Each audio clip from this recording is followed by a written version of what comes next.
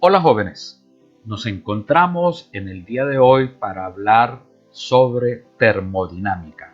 Vamos a analizar conceptos como el calor, la temperatura y la transferencia de calor. Vamos a recordar un poco los estados de la materia y dentro de estos los estados del agua. Por ejemplo, aquí observamos cómo es la estructura interna de un sólido, un líquido, un gas. Estamos analizándolo desde el punto de vista molecular. Si observamos en el estado sólido, que puede ser el hielo, las moléculas se están moviendo, mientras que si vamos a hablar del líquido, en el líquido el movimiento de las moléculas es mayor que en los sólidos. Pero en los sólidos también hay movimiento. En el hielo también hay movimiento molecular. Aquí estamos observando un vaso con agua y si le ponemos un microscopio podemos observar que las moléculas se están moviendo. Entonces aquí estamos observando los tres estados del agua: sólido, líquido y gaseoso. Acá tenemos dentro del estado sólido, podemos hablar como ejemplo del hielo. En el estado líquido, un vaso con agua, y en el estado gaseoso ya estaríamos con el vapor de agua. En todos hay movimiento de moléculas, pero el movimiento aumenta más entre uno y otro si nos vamos del sólido al líquido o del líquido al gas. Esto significa que si hay movimiento hay velocidad y por lo tanto hay energía cinética en los tres casos. Recordemos que la energía cinética es igual a un medio por la masa por la velocidad al cuadrado. En otras palabras, la energía cinética depende de la velocidad. Eso significa que en el vapor de agua, la energía cinética de las moléculas es mayor que en el hielo. Aquí, en el estado sólido, el movimiento de las moléculas, la energía cinética es menor en comparación con el vapor de agua. Entonces tenemos aquí los tres estados del agua: el sólido, líquido y el gaseoso. Pero dentro de la materia también nosotros nos encontramos con el estado plasmático. Y es así como hablamos del plasma, que lo podemos conseguir, por ejemplo, en el Sol, en las erupciones que se generan en el Sol, o cuando se produce un rayo. Y el quinto estado de la materia es el condensado de Bose-Einstein. Entonces, con estos podemos ya comenzar a hablar de lo que es el calor y la temperatura. La temperatura la vamos a definir como una magnitud que indica el grado de agitación de las moléculas de una sustancia.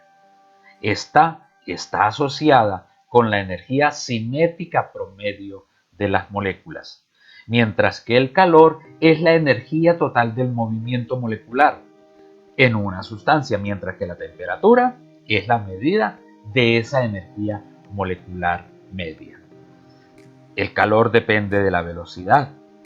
La temperatura no depende del tamaño ni del número o el tipo de moléculas que estén involucradas en este suceso.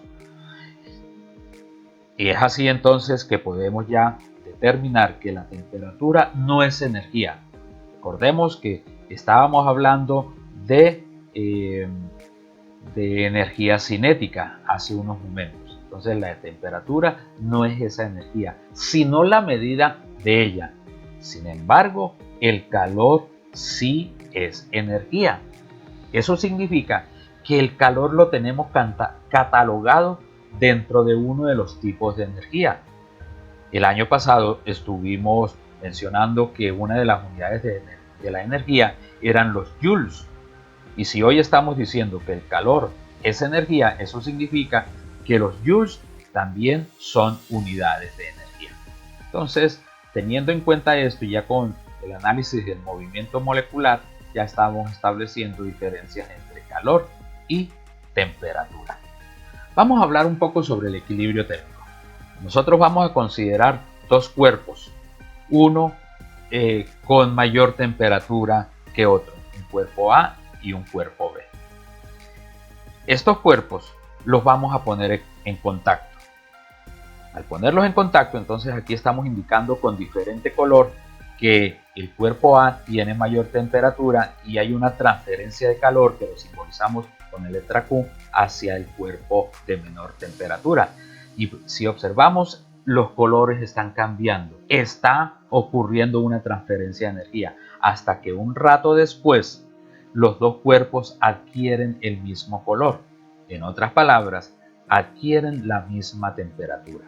El color en este caso nos está indicando esa transferencia que hay de un cuerpo A hasta el otro cuerpo B. Entonces, si ponemos dos cuerpos en contacto, uno con mayor temperatura con respecto al otro, un rato después, los dos quedan con la misma temperatura. En otras palabras, han entrado en equilibrio térmico. Y cuando esto ocurre, siempre el cuerpo de mayor temperatura le transfiere calor al cuerpo de menor temperatura. Y esto es el equilibrio térmico. Aquí podemos observar también otro ejemplo. Tenemos unas latas con refresco. Se encuentran a 5 grados Celsius. El movimiento de las moléculas pues es menor en comparación con esta comida que tenemos acá, donde las moléculas se están moviendo un poco más y están a una temperatura de 42 grados Celsius, según el termómetro, pero aquí lo tenemos con 40. Entonces vamos a ponerlos en contacto. Los colocamos dentro de un recipiente herméticamente sellado y un rato después observemos que la temperatura de las latas de refresco comienza a subir, mientras que la comida, la temperatura empieza a bajar. Y llega un momento en el cual los dos van a estar a la misma temperatura. En este caso, 17 grados Celsius para ambos cuerpos. En este momento, ellos están en equilibrio térmico. Y el movimiento de las moléculas, por lo tanto, pues va a ser el mismo. Vamos a hablar sobre cómo ocurre esa transferencia de calor. La transferencia de calor se da por tres métodos. Se da por conducción, por convección y por radiación. Vamos a analizar cada uno de estos métodos. Tenemos entonces el método de transferencia llamado conducción. Una de las características de este método es que debe haber contacto físico directo entre los cuerpos donde se va a producir la transferencia de calor. Aquí tenemos una varilla, la cual vamos a calentarla y la llama pues ha entrado en contacto con la misma. Si de pronto yo coloco mi mano acá en el otro extremo donde está menos caliente, poco a poco voy a sentir que las moléculas empiezan a moverse y ese movimiento pues implica aumento de la energía cinética hasta que llegará un momento en el cual este extremo se pone más caliente y me tocará que soltar de un momento a otro la varilla. Por contacto se ha calentado gracias a que el fuego pues comienza a hacer que la energía cinética de las moléculas aumente. Esto generalmente se presenta con los metales. Aquí tenemos un ejemplo donde poco a poco comenzamos a calentar la varilla y estas puntillas están unidas mediante un pegamento que al calentarse pues hace que ellas se vayan soltando. El otro método es por conducción. El método de conducción se presenta ya en los líquidos o con el aire, en otras palabras, con los fluidos. Y el método de conducción con los líquidos pues se presenta mucho cuando vamos a calentar el agua, vamos a hacer nuestro café y te has dado cuenta que un rato después el agua comienza un movimiento y aquí la parte más caliente, que es el agua que está en la parte inferior del vaso, comienza a subir, y la que está más fría en la parte superior comienza a bajar, y hay un movimiento de abajo hacia arriba, produciéndose de esta manera el método de transferencia de calor por conducción. Esto también lo vemos generalmente para nuestra región en los bancos. Cuando nosotros entramos a un sitio donde está haciendo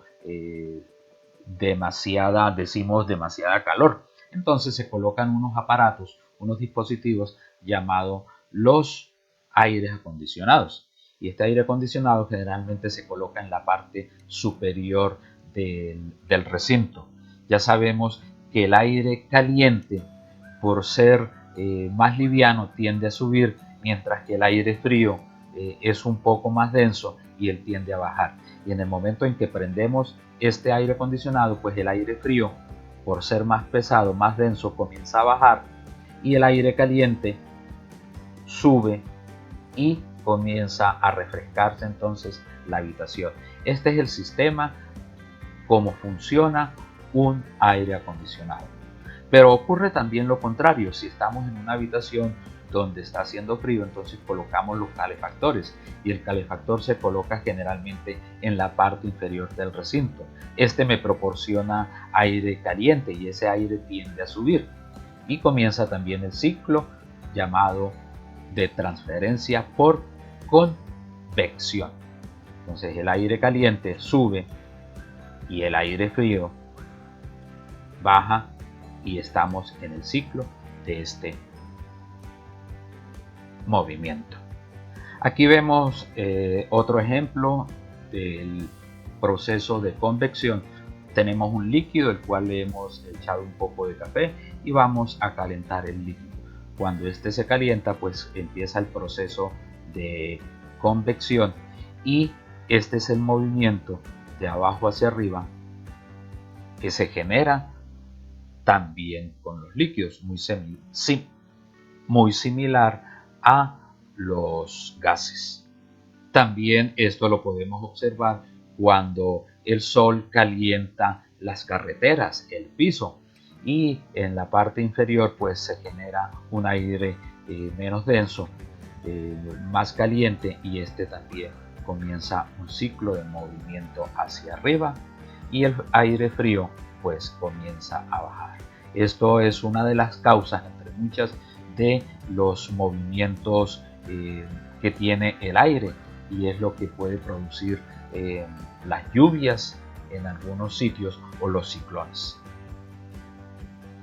El tercer método, el método de radiación. La radiación se presenta cuando un objeto que emite ciertas ondas del espectro electromagnético, como por ejemplo el Sol, él por radiación nos puede calentar. Aquí estamos observando cómo se calienta una de las casas, y esto lo hacemos nosotros en las mañanas cuando tenemos frío, que nos acercamos a un sitio donde esté dando la luz solar para que ésta nos caliente a nosotros. Y observamos aquí también el ejemplo del Sol cuando él emite una serie de radiaciones infrarrojas, las cuales llegan a la Tierra. Hay una pregunta bastante curiosa, y es cuando nosotros ponemos a cocinar un huevo y una papa. La pregunta es: ¿por qué el huevo, al estar cocido, este se endurece, mientras que la papa tiende a ablandarse? La respuesta está en el material del cual está cada uno de estos hechos. Ahora bien, al poner a hervir el huevo, pues este está compuesto de una serie de proteínas que tienen como característica el facilitar la solidificación del mismo a altas temperaturas. Este proceso se llama la desnaturalización. Mientras que si estamos hablando de una papa, al ponerla a hervir, pues esta está formada principalmente por almidones, y estos, al aumentarles la temperatura, lo que hacen es ablandar a la misma, produciéndose un fenómeno llamado gelatinización. Y esa es la razón por la cual el huevo se endurece y la papa se ablanda. El huevo se endurece por sus proteínas, la papa se ablanda por sus almidones. Espero te haya quedado claro el tema. Nos vemos en una próxima oportunidad.